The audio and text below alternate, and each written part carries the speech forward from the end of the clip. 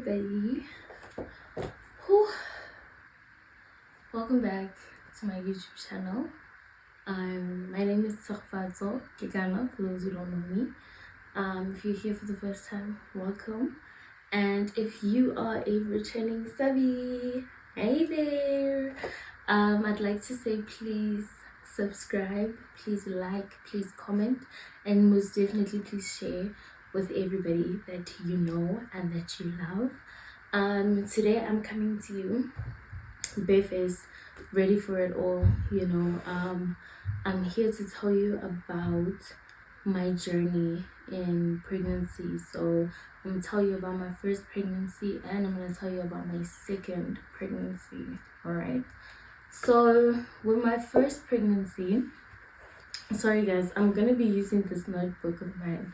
So if you see me looking into my notebook, it's because I need to remember what I was saying.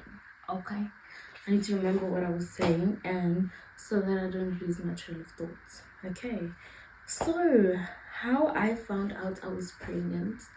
I found out I was pregnant the first time. I found out I was pregnant on the 4th of April 2020. And how I found out I was pregnant is obviously the usual: missed period, sick as a dog, so I was like, clearly there has to be an explanation for what's going on with me, because I'm not this type of person. This never happens to me. So I went and I got a pregnancy test. I went with one of my cousins and she came with me and we went to go buy a pregnancy test. And this is mid lockdown, by the way, like that heavy lockdown, the beginning of lockdown. So we left and we got a pregnancy test, and after we got a pregnancy test, I peed on the pregnancy test the next morning. Sorry, TMI. And I think it didn't even take, it usually says wait like 3 minutes, 5 minutes. I kid you not, after I peed on it, and it was a clear blue digital test. So definitely that it went there very quickly. It said pregnant +3 and it was done with me. I'm pregnant! So immediately I stopped crying and I'm just like, what I am? Boza yadi boza na, what I am? What do you mean? What do you mean? What do you mean? No ways. You can't be telling me that. And as well, I was pregnant. So that was such a life-changing moment. I cried the whole morning. I cried the whole night. But I was just crying and crying and crying. Never since I'm dedicated at that point, because I was just consistently.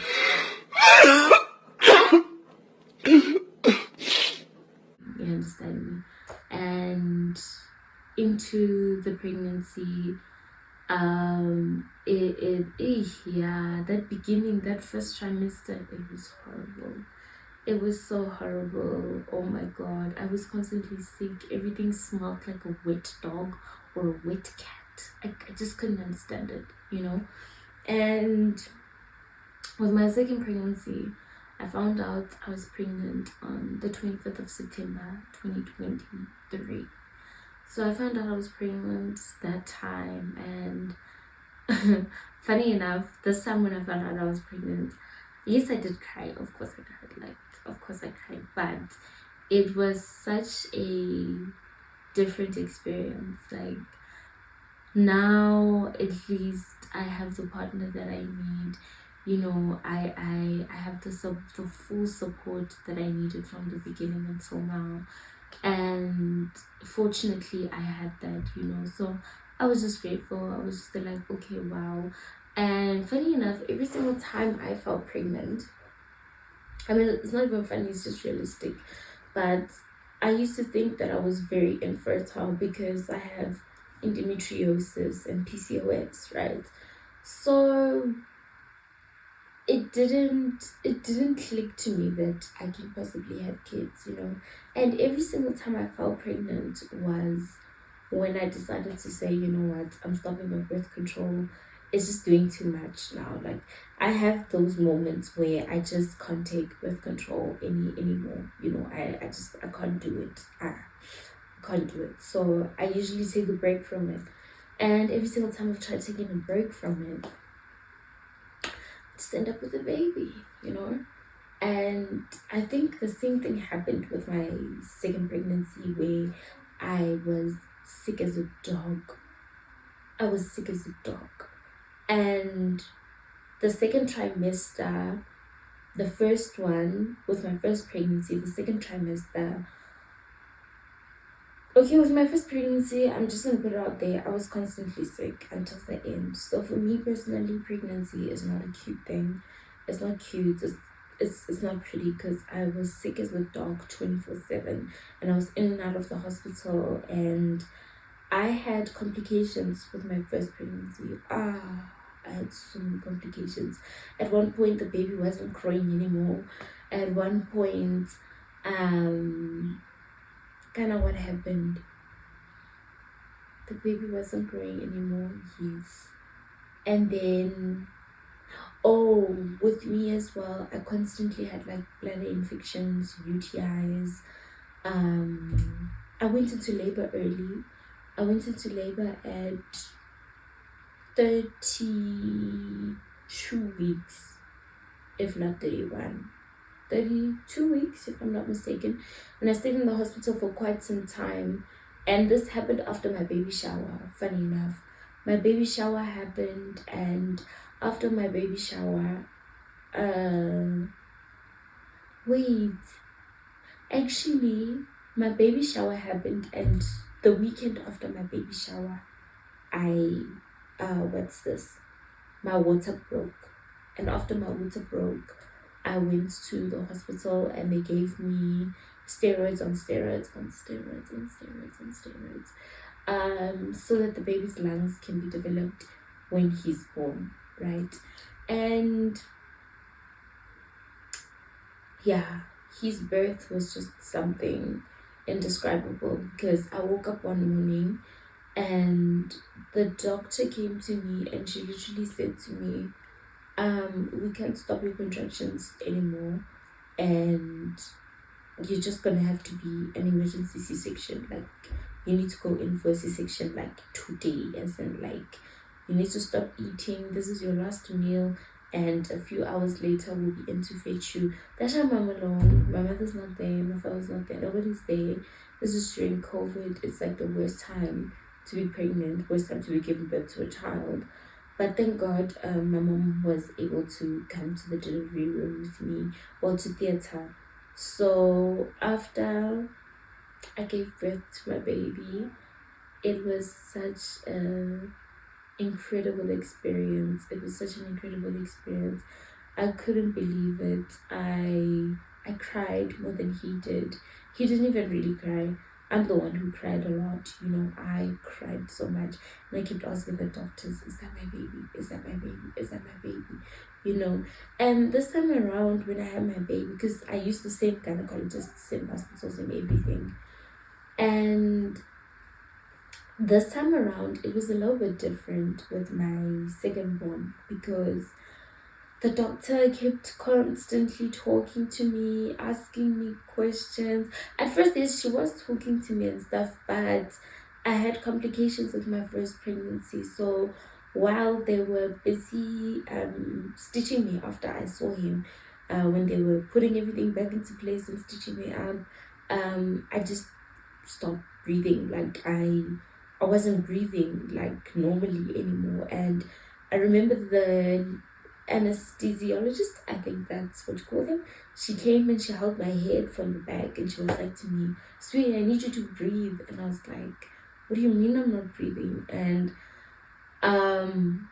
they just said to me, "We're going to give you something to sleep, and then we'll see you when this is done." And they gave me something to sleep, and yeah, I woke up in pain, and I saw my baby, and I was just so happy to see him. And with my second born, it was different, because now my partner is there, and we're sitting together, and he's holding my hand, and he's just telling me that everything is okay. You know, I didn't know that I needed that. I didn't know that I missed that with my firstborn. You know, it was just so. It was magical. It was so magical. It was so pure. It was genuine. It was everything that I could have ever asked for. You know, and the doctor asked me, "What's the baby's name?" And I said, "It's Amani." And I think there was a Swahili speaking doctor there as well. I just don't remember his name. And he said to me, "That means peace, right?" And yeah, and I was like, "Yes, it means peace." And as soon as that was over, boom, baby up, you know, and she started crying. And what's crazy is with my second born, I was told that I was having a boy. And this is my gynecologist, and my gynecologist is never wrong. She is never, ever, ever wrong.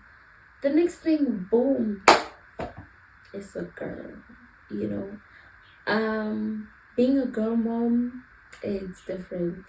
Compared to being a boy mom, it's very, very different. It's,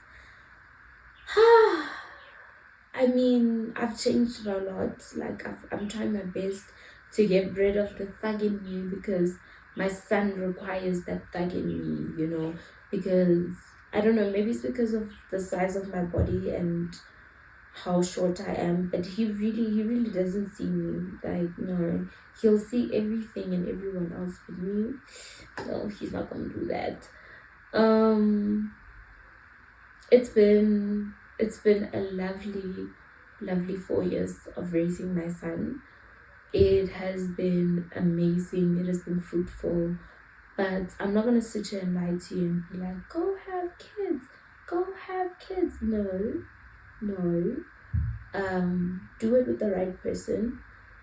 Do it at the right time. When I'm not saying there's ever gonna be a right time, you know, but at least you can control who you have a baby with in most cases, you know. And if it's in your control, make sure that it's in the best interest of your kids. You know, you need to know that this person is going to be there, they're going to be reliable, they're going to be, you know, ready to go. You know, you don't need to force them into being a father or being a parent, or forcing them to say, listen, sit down, we're having a child, you need to change this, you need to change this. I mean, yes, you can have those conversations together, but it shouldn't be your responsibility to be telling someone else who participated in the same act as you. And then it's now a situation of, oh no, but I didn't want this, oh no, but I didn't mean for this to happen, you know. And it's very simple, guys. How do iPhone, how would we Beamer, how would we a brand new house, you get a baby. Like, you get a baby, a living, you are reproducing. That act is for reproducing, you know. So I don't think you should be having kids with random people. I don't think you should be having kids with, you know, people that are not just up to the task, man. I really pray that this generation moving forward, we're very careful with that. We're careful with who we have in our lives, and are they going to be suitable parents and partners for life?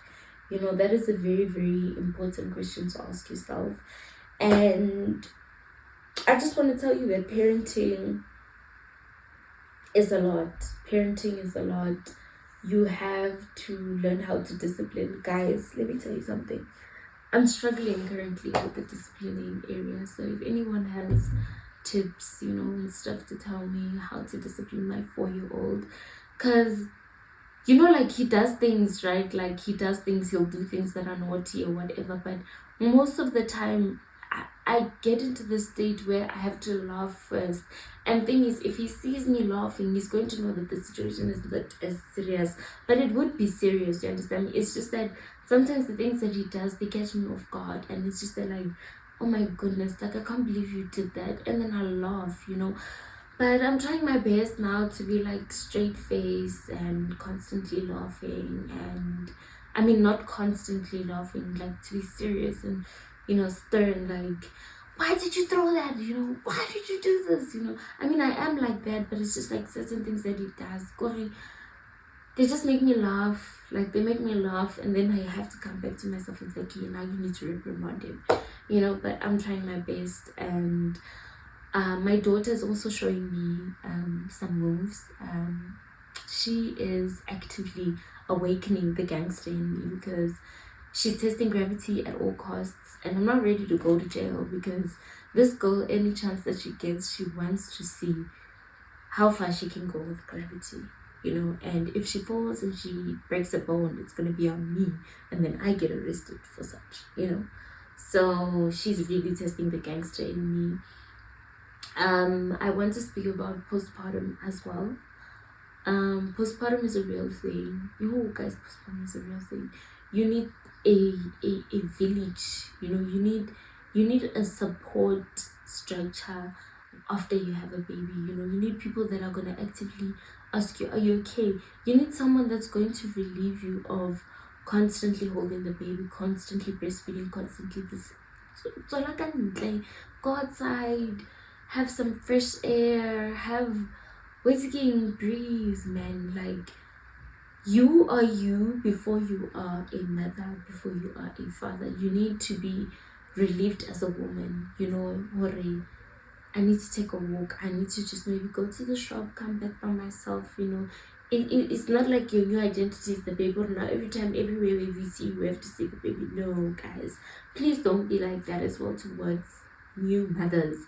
When you see them after 6 months and she's somewhere at Groove or somewhere having dinner by herself or with her mans or whatever, and then you ask them, what do you mean, where's the baby? What do you mean, where's the baby? Because the baby's at home. The baby's at home, the baby's taken care of, and everything is fine. Nothing is going to happen to the baby if you're not there specifically. You understand me? So postpartum is real, and if you know anyone who is suffering from postpartum depression, I urge you to help them seek help and to help them, with the whole process of getting back to themselves. I mean, I told you that I'm also in this journey of finding my spark, and I'm gonna do it with you guys, so we're gonna find my spark together, and we're just gonna do a lot together. We're gonna lose weight together, we're gonna find my spark together, we're gonna travel together, we're gonna talk together, we're gonna do a lot of things together. And with everything that I wanted to tell you guys about my journey specifically, pregnancy is not for me. I'm just gonna say it out loud. It's not for me. It's not my cup of tea, because anytime that I'm pregnant, I cannot eat. I can't eat anything. With my first pregnancy, I liked a lot of sweet stuff, so cupcakes. What did I like? Ghost pops. I just liked things that were not food. I liked junk, and by junk I mean the sweets, like, as I said, cupcakes and all. Cupcakes were my favorite. Like, Mama used to buy me these cupcakes from Croydon Bakery. Oh my goodness, those were amazing. But with my daughter, what did I like? I didn't really like much. I like plain rice. I liked rice cakes. I couldn't eat as well when I was pregnant with her, so I could barely eat anything was just in it. So it's been like, my pregnancies were just something that I don't think I will be comfortable ever wanting to do it again. Like, sober-mindedly saying, let me get pregnant. I'm not doing it. I did it twice, and it was enough for me to learn my lesson. And I think maybe I would have changed my mind if maybe I had given birth naturally both times. Maybe I'd have a different opinion, but the whole C-section process, it's not for me, sweetheart. It's really, really not for me. And I just hope and pray that when you experience your pregnancy, or when your partner experiences their pregnancy, I pray that they have a smooth sailing one. They don't have too much morning sickness. food, bargaining food, but okay, I don't know the actual term for it, but just not wanting certain foods or not wanting food at all, you know.